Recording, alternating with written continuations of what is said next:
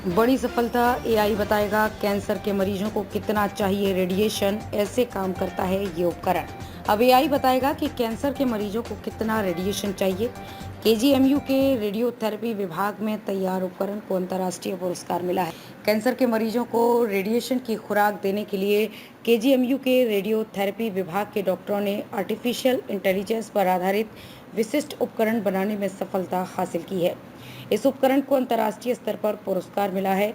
इस उपकरण से रोगी के शरीर के अन्य हिस्सों को कम से कम प्रभावित करते हुए कैंसर ग्रस्त हिस्से को रेडिएशन की सटीक खुराक दी जाएगी।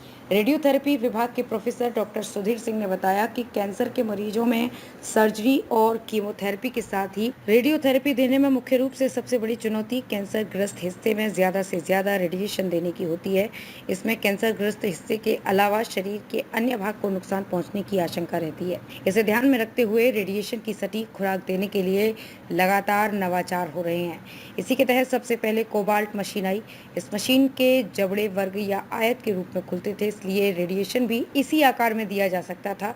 समस्या ये थी कि कैंसर तो इस आकार में होता नहीं है।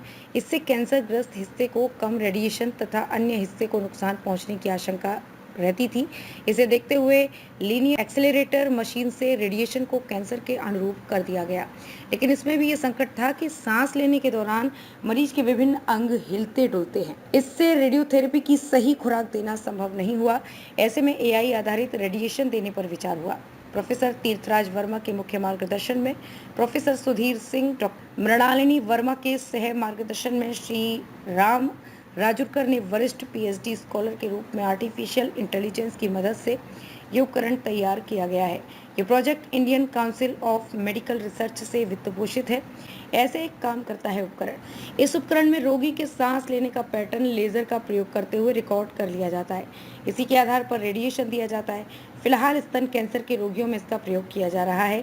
सांस के इस पैटर्न का अध्ययन कर ये पता लगाया जाता है कि किस अवस्था में फेफड़ों और हृदय को कम से कम रेडिएशन देते हुए कैंसर चिकित्सा दी जा सकती है। मलेशिया में मिला सम्मान। इस काम में पेनांग मलेशिया में अंतर्राष्ट्रीय सम्मेलन में प्रस्तुत किया। इसके लिए श्री राम राजुरकर को विशेष पुरस्कार दिया गया। भारत से ये पुरस्कार प्राप्त करने वाले राजुरकर अकेले प्रतिभागी रहे।